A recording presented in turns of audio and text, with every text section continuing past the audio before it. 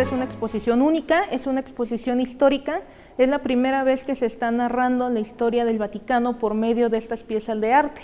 También es una exposición que se está realizando para conmemorar los 25 años de relaciones diplomáticas entre México y la Santa Sede, que como sabemos comenzaron en 1992. Esta exposición además fue un esfuerzo muy grande de mucho tiempo, fueron alrededor de, bueno, ya casi 5 años de preparación de toda la exposición, donde intervinieron el Estado mexicano, la Secretaría de Cultura, la Universidad Nacional, el Gobierno de la Ciudad de México, diferentes instancias aquí, pero también allá en el Vaticano, porque a veces hablamos como que el Vaticano como un solo ente, pero el Vaticano fueron diferentes las instancias que prestaron su obra, empezando por los museos vaticanos, que los museos vaticanos en el nombre lo dice, son los museos, son diferentes museos que conforman todo este gran ente y que fueron quienes más nos prestaron piezas para esta exposición. Pero no solo fueron ellos, también fue la Fábrica de San Pedro. La Fábrica de San Pedro es esa institución que se crea en el siglo XVI para construir la nueva Basílica de San Pedro, pero después fue para decorarla y actualmente lo más complicado que ha sido mantenerla y conservarla. También tenemos piezas de la Biblioteca Apostólica Vaticana. La Biblioteca Apostólica sobre todo va a conservar y preservar documentos, medallas, grabados, códices. Encontramos también piezas que provienen del Museo del Tesoro de San Juan de Letrán. San Juan de Letrán es la sede del obispo de Roma, porque también a veces se nos olvida que el Papa como jerarca de la Iglesia Católica, pero también es un obispo, el obispo de Roma, y su sede es precisamente San Juan de Letrán. Y San Juan de Letrán posee un museo. Ese Museo del Tesoro también accedió a prestar obra. Y finalmente la sacristía pontificia de la Oficina de Celebraciones Litúrgicas del Sumo Pontífice, es decir, la sacristía del Papa, que está en la Capilla Sixtina. Los objetos que vemos en la última sala provienen sobre todo de esta instancia. Además, para enriquecer todo este discurso histórico con estas piezas, se insertaron también obras de colecciones mexicanas. Encontramos piezas que proceden del Instituto Nacional de Antropología y de Historia en sus diferentes sedes, como el Museo del Carmen, el Museo de Guadalupe, Zacatecas, el Museo de Historia Castillo Chapultepec, el Museo del Virreinato. También contamos con libros que proceden de la Biblioteca Nacional, del Fondo Reservado. Encontramos esos libros que de verdad es muy complicado que puedan salir. La pieza, por ejemplo, a Sor Juana, que es de la Oficina de Rectoría de la Universidad Nacional, el Archivo Histórico de la Compañía de Jesús también nos prestó un libro, el texto de Clavijero. En fin, encontramos diferentes piezas también de colecciones particulares que han enriquecido toda esta exposición de más de 180 obras que están narrando los 2000 años de historia del Vaticano.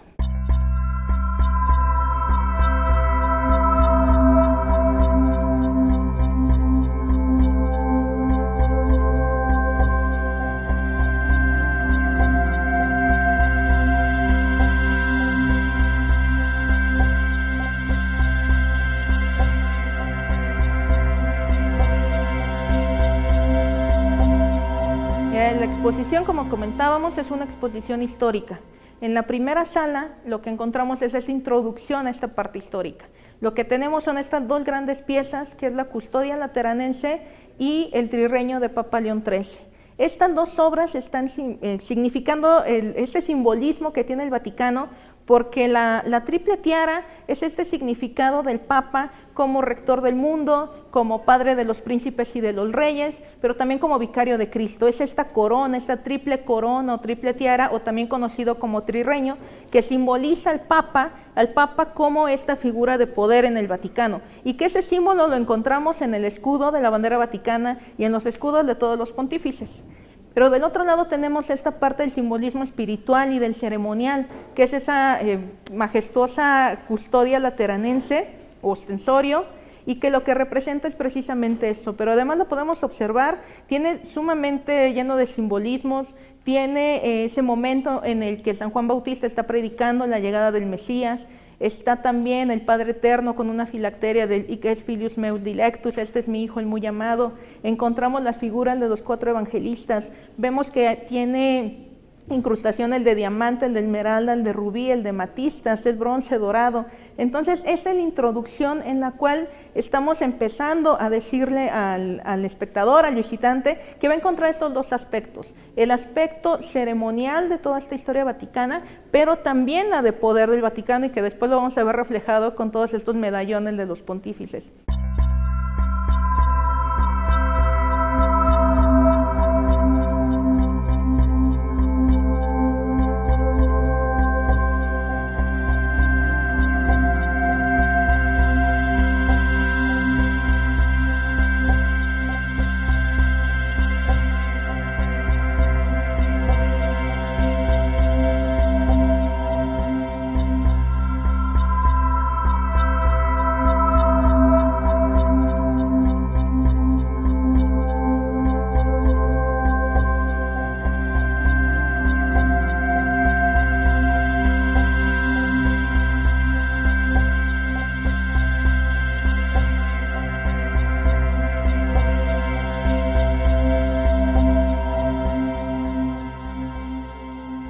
Esta primera parte donde vemos el circo de Nerón, vemos también un fragmento de un cráter, de una crátera que era un vaso donde se recolectaba vino, y también el busto de Tiberio, nos está hablando de esta primera parte en la cual se va a insertar el cristianismo. El cristianismo no llegó a Roma, al Vaticano, así nada más, sino que se empieza a permear en toda esta religiosidad pagana, la cual denominamos hoy, con todas estas creencias politeístas, y entonces comenzamos ya como tal con este inicio del cristianismo.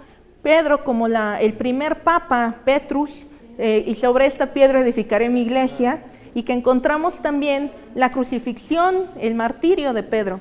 ¿Qué pasa con Pedro? A Pedro lo van a crucificar, pero no se sentía digno de morir igual que su maestro, y entonces pide que sea crucificado cabeza abajo. ¿Y qué es lo que encontramos en uno de esos paneles de mármol? Pablo, en cambio, no fue un apóstol de Jesús, él se le conoce como el apóstol de los gentiles, pero él era un soldado romano que perseguía y asesinaba a cristianos. En el momento que se convierte y comienza también sus viajes y las epístolas, todos los escritos que va a tener, bueno, también va a ser condenado a muerte, pero al ser un ciudadano, su muerte va a ser por medio de decapitación. Por eso vamos a encontrar este inicio también de la iconografía. A Pedro siempre con unas llaves y a Pablo con una espada, símbolo de que fue también un soldado, pero también es el símbolo de su martirio. Y vemos en esa recreación de la puerta de Filarete estos paneles. Estos son paneles de resina que provienen de allá del Vaticano. Obviamente la puerta se quedó allá en el Vaticano, en la puerta central, pero estas reproducciones también provienen de allá. Y que son estas grandes paneles que se trató de reproducir aquí de tamaño natural, por eso se ve como que no cabe por las grandes dimensiones que tiene la puerta, pero vemos precisamente el martirio de Pedro y el martirio de Pablo en esa parte. Es una réplica en yeso y mármol, el original ya no puede viajar por cuestiones de conservación, y también tiene dos pequeños paneles a los lados que esos no fueron reproducidos.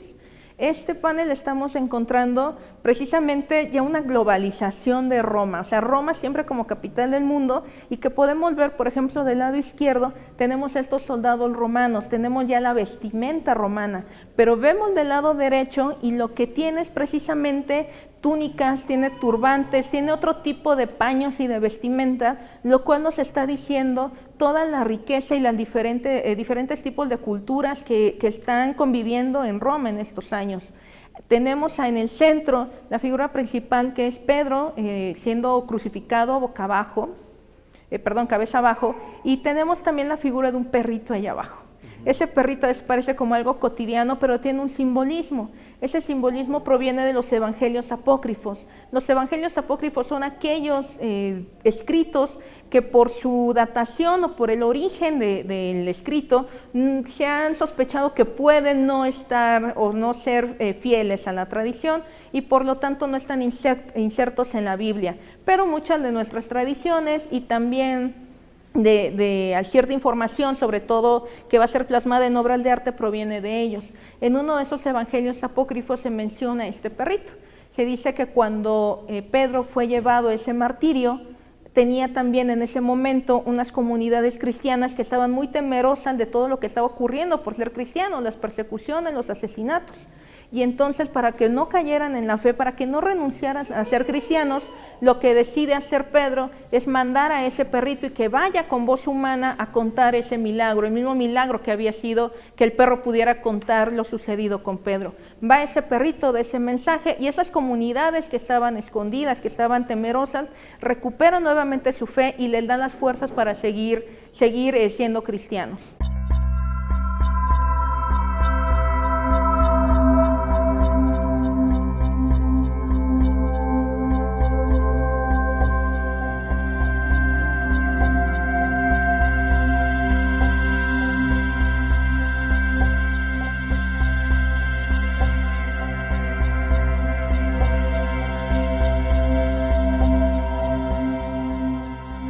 La sala de la sangre de los mártires es lo que encontramos, porque el cristianismo fue perseguido por 3 siglos, fueron 300 años en los cuales los cristianos, y diferentes también las persecuciones de algunos emperadores, unas fueron muchísimo más fuertes que otras, pero la mayoría de los cristianos tenían que mantener su fe escondida y muchas veces incluso negada.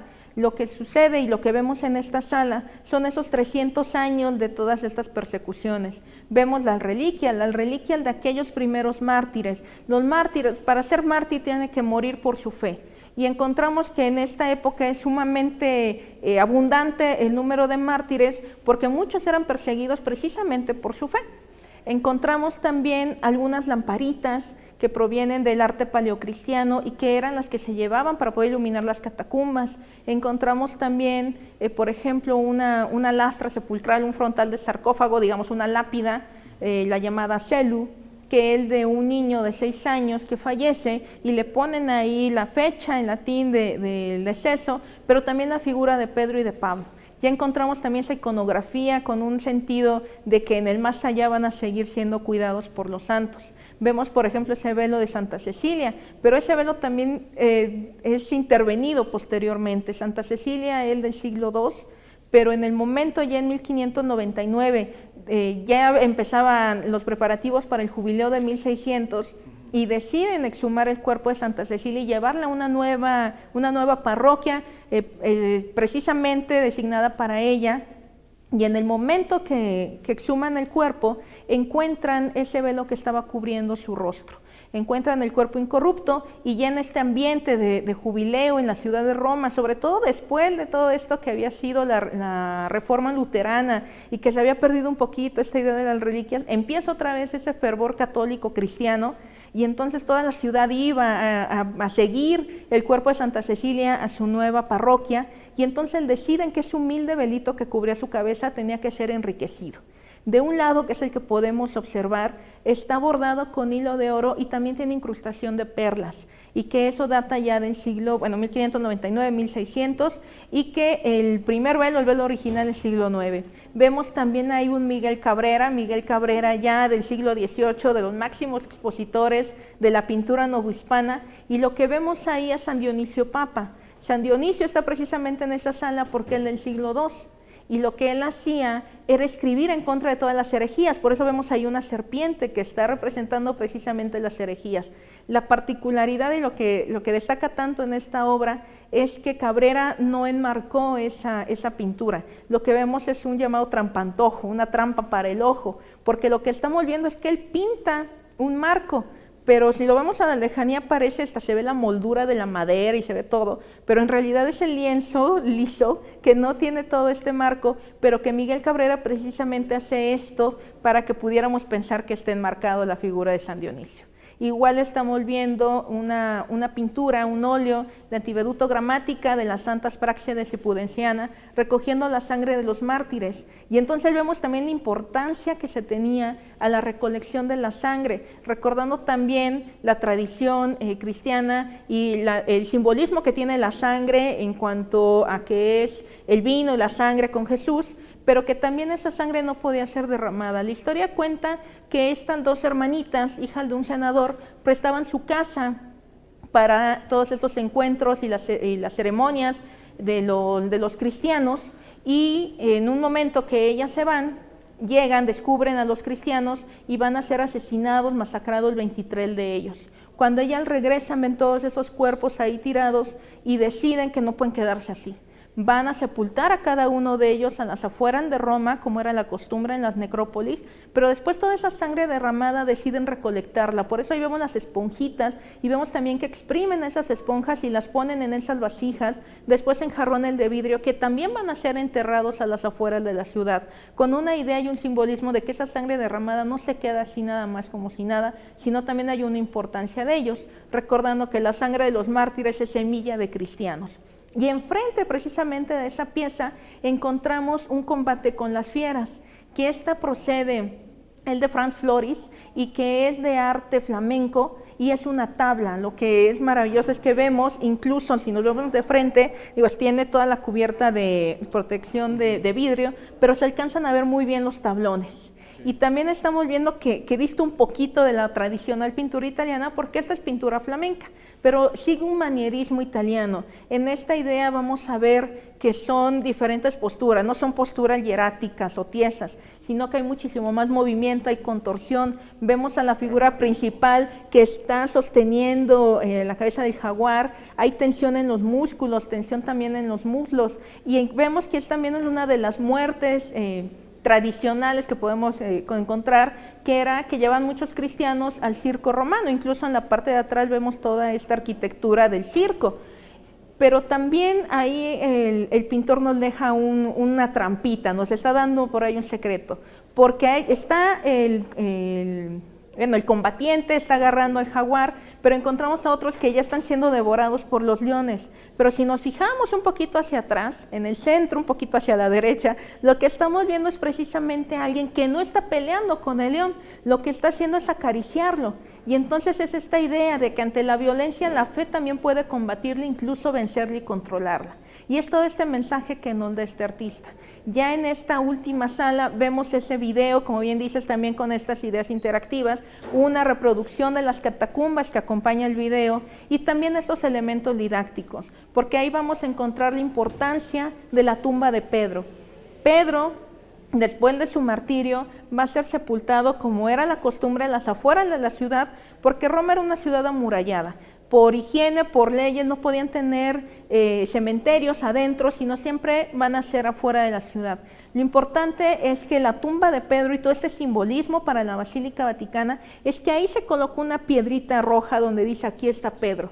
Posteriormente se va a hacer el llamado trofeo de Gayo. Gayo era el nombre de un presbítero que hace referencia a la importancia de estos trofeos, que le llaman trofeos porque es precisamente lo que gana después del martirio, y lo que gana en la gloria, bueno, es de trofeo como ese túmulo. Y que posteriormente con Constantino se va a hacer el llamado Memorial de Constantino, que es también como un monumento fúnebre a la importancia de Pedro, pero que esa tumba de Pedro va a ser el símbolo en el cual se va a empezar a construir la Basílica Vaticana, incluso hasta nuestros días.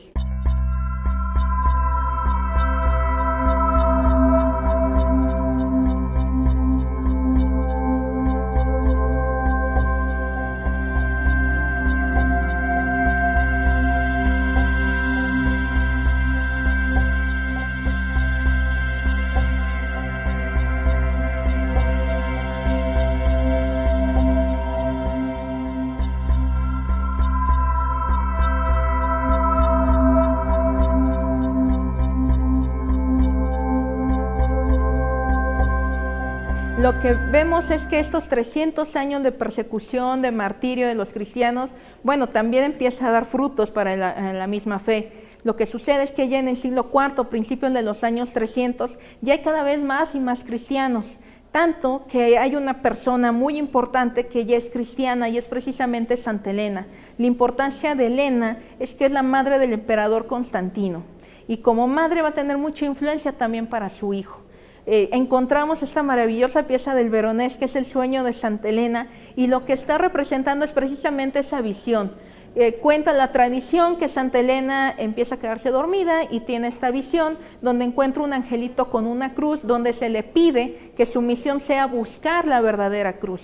Despierta y luego va a emprender ese viaje, va hacia Jerusalén, va a buscar la cruz en la cual fue crucificado Jesús, pensando que ya pasaron 300 años, pero va, encuentra la cruz Encuentra también la corona de espinas, encuentra el letrerito del INRI y el Jesus Nazarenus Regio Deorum, encuentra también los clavos y la cruz. Emprende su viaje de regreso hacia Roma y pues esos viajes en barco y tiene que cruzar el Mediterráneo, suelta una gran tempestad, una muy fuerte en la que estuvo a punto de naufragar, y entonces ella decide aventar uno de los clavos que encuentra hacia el mar para que pudieran calmarse las aguas. Pero tampoco iba a perder esa reliquia nada más así. Entonces, otra de las versiones que cuentan que ella le amarra un hilito a ese clavo para que en el momento que lo eche, se calmen las aguas, jala y recupera ese clavo que posteriormente va a ser colocado en la corona de Constantino. También por eso se le conoce como la patrona de los arqueólogos, a Santa Elena. Resulta que llega con todas estas reliquias y empieza también la conversión de su hijo. Como tal, Constantino no hace del cristianismo una religión oficial, pero sí la va a dejar de castigar. Y hay que aclarar también un poquito esto, porque el cristianismo no es que fuera un castigo por ser cristianos, sino que por ser cristianos no rendían el homenaje al emperador. El emperador solicitaba que se hiciera una ofrenda hacia él. El momento de que los cristianos no lo hacen, porque no van a rendir homenaje a otro Dios, pues mucho menos a otro hombre, entonces se les considera traidores. Ese es el motivo por el cual los cristianos van a ser perseguidos. Bueno, ya con Constantino se va a evitar eso. Constantino también empieza a ver esas señales contra la batalla del Milvio, contra Magencio, encuentra también una visión en la cual se le aparece una cruz, dicen con este signo vencerás, y entonces decide poner la cruz en cascos y decide ponerlo en armaduras y en escudos, efectivamente gana, pero empieza ya también esta simpatía y cercanía con el cristianismo, que además vemos en esa obra del Veronés, que nada mal de verla y resalta la característica del pintor. El pintor va a resaltar mucho por su manejo de las telas y de las texturas.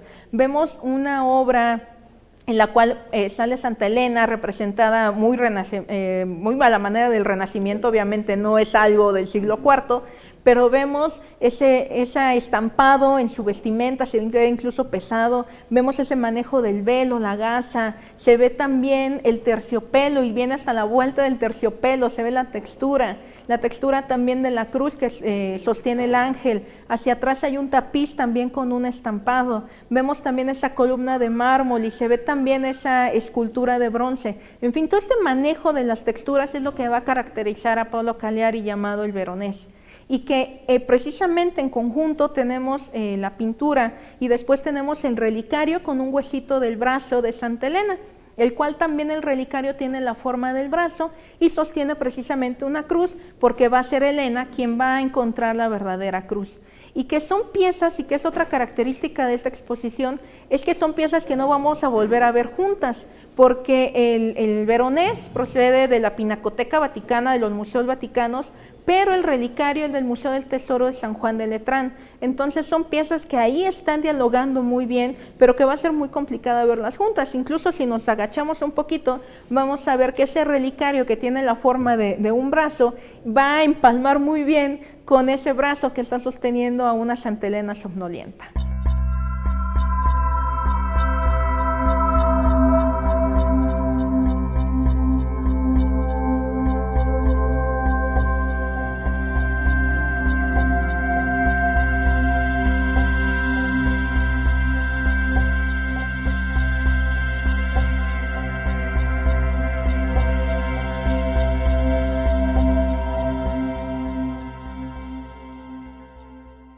Vemos también las representaciones de Carlomagno como David, haciendo una relación muy importante de David como un antepasado de Jesús, pero también de Carlomagno como un defensor de esta cristiandad.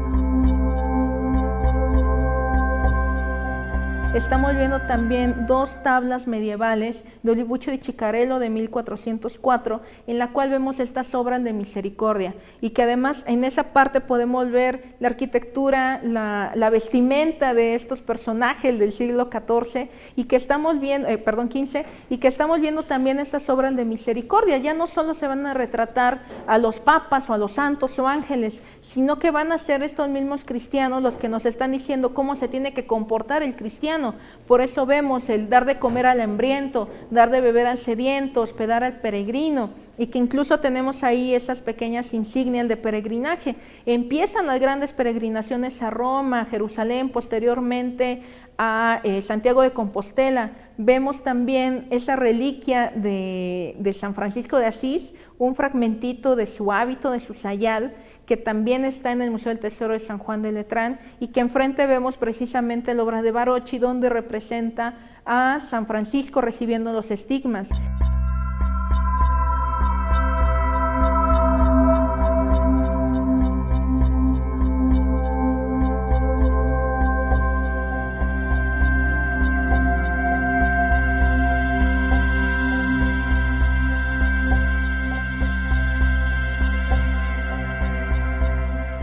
Y empieza también la construcción de la Basílica Vaticana, la Basílica de San Pedro, porque la basílica que hoy conocemos pues no siempre fue ella. En el siglo IV hasta el siglo XVI estuvo ya la basílica llamada Basílica Constantiniana, porque es la que manda a hacer Constantino, que incluso cuenta la tradición que él carga las primeras 12 piedras para la construcción. Esa basílica en la cual encontramos esa maqueta nos está representando la importancia que ya va a tener la tumba de Pedro, porque se va a hacer precisamente sobre la tumba de Pedro, pero también toda esta construcción románica, y que es esta basílica va a estar ahí 1200 años en pie, hasta que después se deciden tumbarla para construir la que conocemos hoy en día.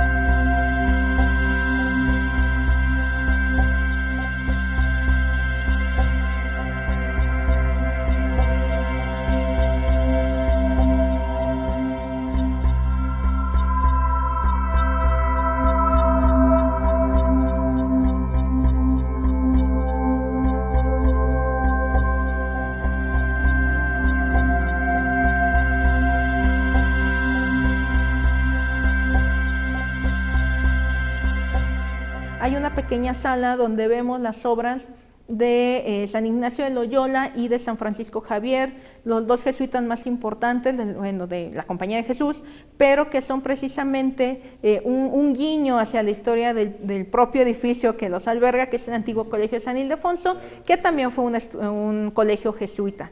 Y que entonces comenzamos también con esta parte de la iglesia como promotora del arte.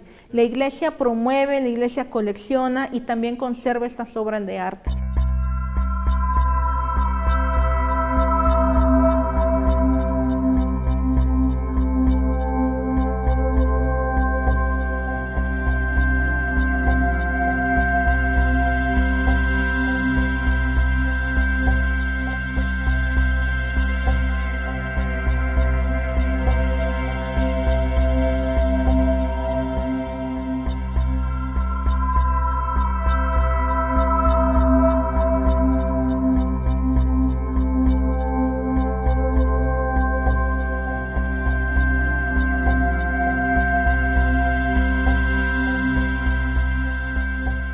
Y entonces vemos en esta sala ya de pinacoteca, vemos a tres Madonas. Vemos la Madonna de Lorenzo de Credi, la Madonna de la Leche, la Virgen de la Leche, que nos hace referencia a la humanidad de Jesús.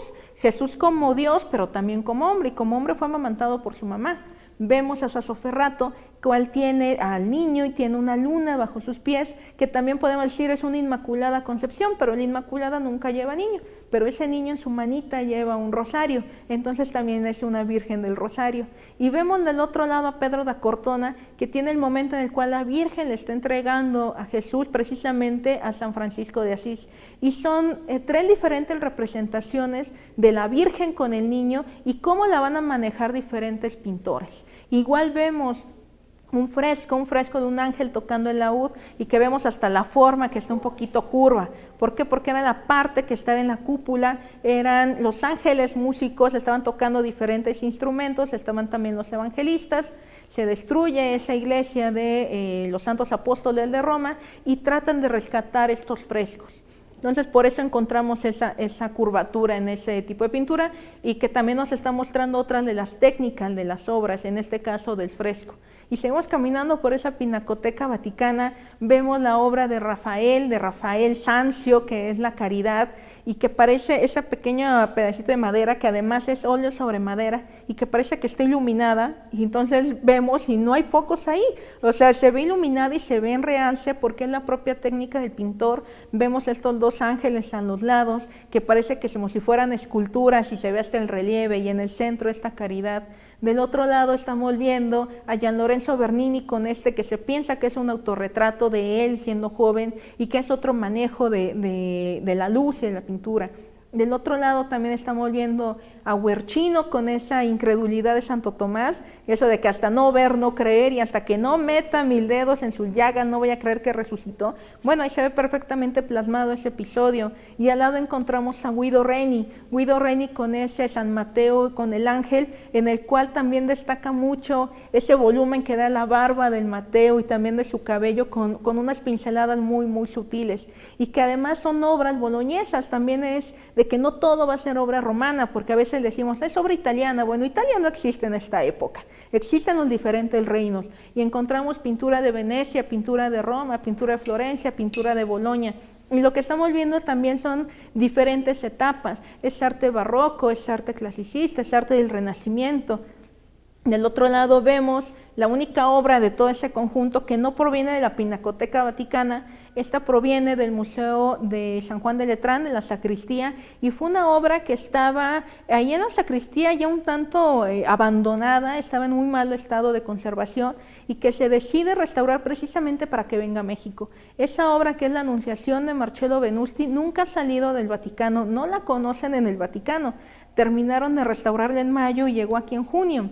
Y apenas somos nosotros quienes la hemos podido ver, por eso también resalta tanto los colores y se ven tan vivos y tan vibrantes. Y lo que estamos viendo es una obra de uno de los alumnos de Miguel Ángel, de Marcello Venusti, que también hacía copias de sus obras, pero que era alumno y que era también un amigo de Miguel Ángel, y que vemos esa anunciación, y que sobre todo los colores, y ve incluso la anatomía de la Virgen, se alcanza a ver en ese manejo de las telas, se ve su seno, se ve también el huesito de la rodilla, tanto de la Virgen como del Arcángel Gabriel. En fin, resalta mucho sobre todo por ese manejo, por ese colorido, por esa composición triangular, donde vemos la paloma, el Espíritu Santo que ve a la Virgen, vemos al Arcángel Gabriel que también la ve, pero que ella está viendo precisamente su vientre, porque es el momento también de la encarnación.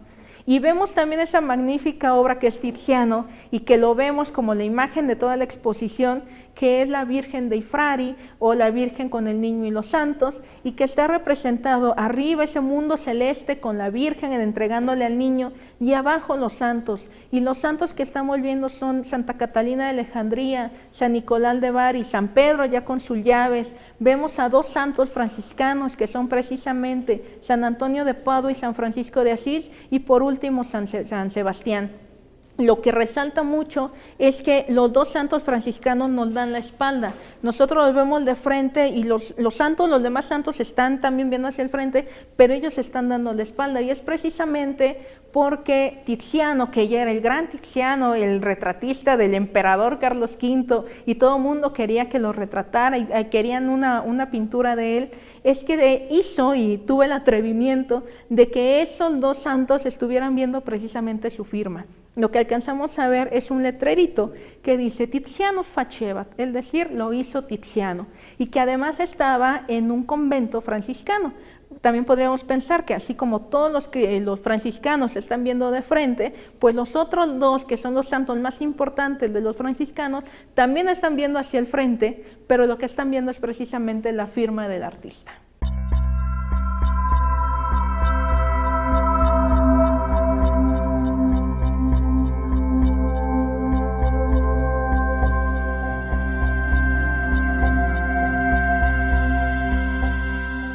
Encontramos ahí a Sor Juana, que como te comentaba él de la Oficina de Rectoría de la Universidad Nacional Autónoma de México, y que también es este guiño hacia los sabios que forman parte de la Iglesia, porque no solo estamos hablando de santos o de papas o de gente poderosa, sino que también dentro de la Iglesia, dentro del clero, encontramos a los grandes sabios. Por eso vemos a Sor Juana, por eso también vemos esa obra de Marata, que es Clemente IX, y que como un papa no va a tener ahí su triple tiara, no tiene las llaves, lo que tiene es precisamente un libro, no es la Biblia, es un libro porque también fue un gran literato. Y también vemos un modelo de una columna, de la columna de la Inmaculada Concepción. Lo que estamos viendo ahí es el proyecto con el cual concursa un artista para poder hacer esa columna. Luigi Poletti participa en ese concurso que van a sacar ahí en el papado, porque empezaron a escarbar en Roma, y conforme van escarbando, como aquí en la Ciudad de México, encontraron vestigios, encontraron también ruinas arqueológicas. Y en Roma encontraron una gran columna de mármol de la época del Imperio Romano. Estamos todavía en el siglo XIX, en 1854 se instaura el dogma de la Inmaculada Concepción. El dogma de la Inmaculada lo que está especificando es que todos nacemos con pecado original, todos tuvimos el pecado de Adán y Eva, todos menos una persona, y esa persona fue precisamente María. Por eso le decimos Inmaculada, mácula significa mancha, ella no tiene mancha, no tiene pecado. Y este dogma se va a empezar a difundir muchísimo. Encuentran esa gran columna y entonces deciden que esta columna se tiene que utilizar para un monumento, el monumento de la Inmaculada. Pero empiezan a ver artistas cuál es su proyecto, cuál es su propuesta. Y Luigi Poletti manda precisamente eso, en el cual vemos abajo a los 4 profetas que están anunciando la llegada de María, de esa mujer sin mancha, y hasta arriba lo que estamos viendo es precisamente María, con esta media luna a sus pies, y tiene 4 atributos. Tiene el tetramorfo, tiene los símbolos de los evangelistas, el toro con Lucas, tenemos el ángel de Mateo, el león con Marcos y el águila de Juan. Y que este es el modelo que ganó para que se pudiera realizar en ese tamaño natural, majestuoso, que se encuentra hoy en la Plaza España, que está en la ciudad de Roma. Después el artista va a decidir donarlo a los museos vaticanos.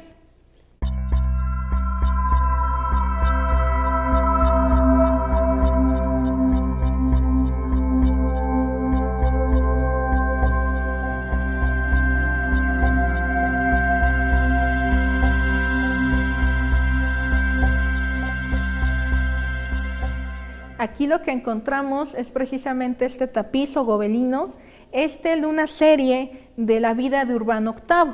Urbano VIII, que es el que encontramos aquí al Papa, que está con un báculo haciendo una inscripción, es el momento de la consagración. Así como dijimos que esa basílica constantiniana va a durar 1200 años en pie, se decide que se tiene que destruir para comenzar a hacer una nueva basílica acorde a los cánones también estéticos de la época, y es un momento del Renacimiento y deciden comenzarla a hacer. Lo que estamos viendo es en este tapiz, este gobelino, es todo el trabajo que viene a partir del dueño del taller, que es el taller Barberini, que ve en Francia cómo empiezan a hacerse estos tapices y decide establecer también un taller allá. Y también es la importancia de la familia Barberini, porque el Papa es Barberini, el prefecto y también el cardenal son de su familia, también se le conoce como un papa que favoreció mucho el nepotismo y de mantener ahí a su familia en cargos políticos o eclesiásticos, y el taller es precisamente también Barberini, y lo vemos incluso que el escudo de la familia está representado por abejas, y en cada esquina vemos una abeja, y también en la estola de este personaje vemos en el escudo estas 3 abejas, lo cual nos hace referencia a esta familia Barberini. Esta serie se va a realizar 30 años después de que fallece el tío, el Papa Urbano VIII, pero empiezan a hacerse con este manejo, sobre todo en este tejido, donde resalta mucho el rojo y el azul, pero también en la parte derecha, en la esquina hasta el fondo, estamos viendo el baldaquino de Bernini, que es esta estructura que está coronando el altar precisamente, y que el más grande, el más majestuoso es el que está en la Basílica de San Pedro, y que va a ser precisamente Gian Lorenzo Bernini, quien también se cree que está representado ahí junto al baldaquino. Y en esta parte también vemos estos medallones de los papas, que además van a ser una constante a lo largo de la exposición. Todos estos, como tal, no es la obra, si lo tenemos que llamar así, van a ser el modelo para los mosaicos que se realizan para la Basílica de San Pablo Extramuros en Roma, donde en la parte de arriba está toda la línea o la galería de todos los papas que ha habido, pero para poderlos hacer en mosaico primero hacen estos óleos, por eso vemos la cuadrícula, y lo que tenemos es primero el número de pontificado, por ejemplo el 236, el 233, el nombre en latín del papa y después la temporalidad en la cual, el tiempo de su pontificado.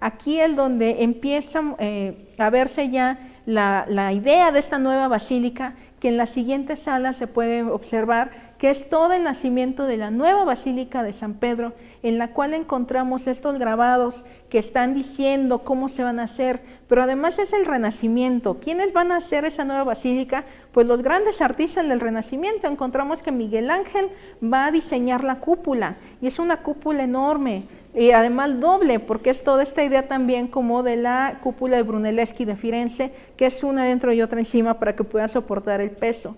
Vamos a encontrar a Bernini, que hace toda la columnata, que también es una idea de que están abrazando al peregrino que llega a la plaza de San Pedro. Encontramos también a Bramante, y ahí se ve el fresco de Donato Bramante, que es uno de los arquitectos más importantes. Borromini también está ahí, y lo que vemos son estos grabados y estas pinturas que nos hablan de las diferentes etapas arquitectónicas de la nueva basílica. Vemos un óleo aquí entrando en la siguiente sala del lado derecho, que está mostrando cómo ya está la cúpula, pero todavía no está la fachada, y que tienen que nivelarla, porque además hablamos que el Vaticano es una colina, es la colina vaticana, entonces también tienen que nivelar el suelo. Hay un obelisco. La importancia de ese obelisco es que en ese lugar va a ser martirizado Pedro. Bueno, van a decidir colocarlo en el centro de la plaza, pero van a primero tener que quitarlo, después acostarlo, moverlo, transportarlo, volverlo a enderezar y enterrarlo. Todo fue un trabajo de ingeniería muy importante. Ahí se ve también el grabado con 900 caballos que van a tener que hacer toda esta labor. Encontramos también en el centro unas medallas o unas monedas que del lado reverso tienen también diferentes aspectos de la plaza: la cúpula, la fachada, la columnata, el baldaquino.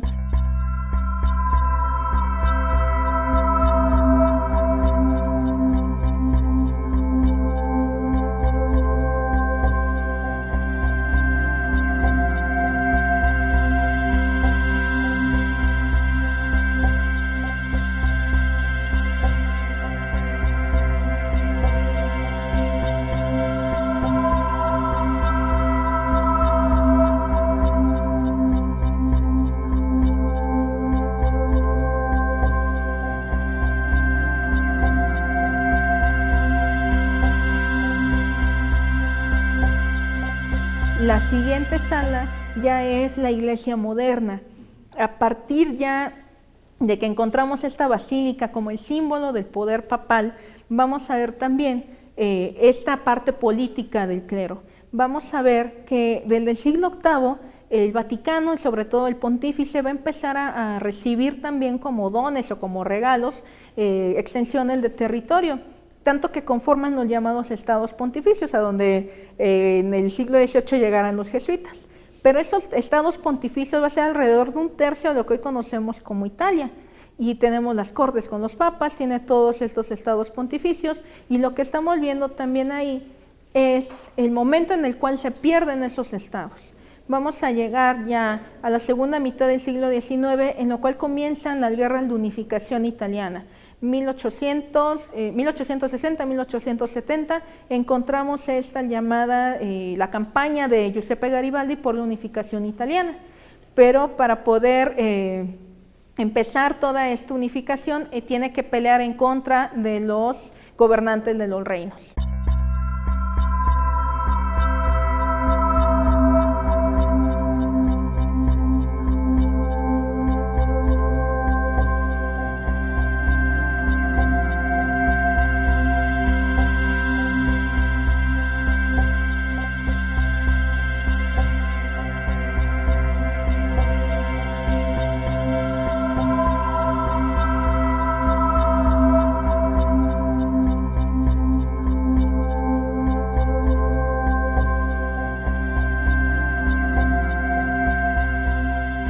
En esa parte, ya en la última salita, estamos viendo las relaciones México-Santa Sede a partir de esos 25 años, recordando que va a ser Juan Pablo II quien decide que, bueno, quien empieza con estos primeros acercamientos para restablecer relaciones. En 1992 se formalizan, y lo que decide hacer Juan Pablo II es regresar un documento a México con este símbolo de fraternidad, algo que nunca se había hecho porque todos los documentos que llegan al Vaticano ahí se quedan y se preservan.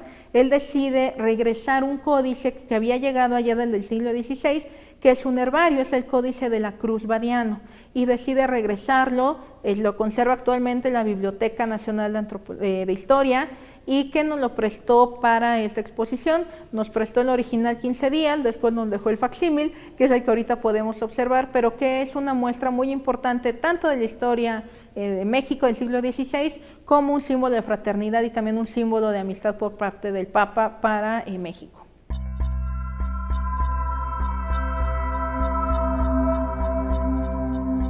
Es precisamente que esta exposición se puede leer desde diferentes puntos de vista.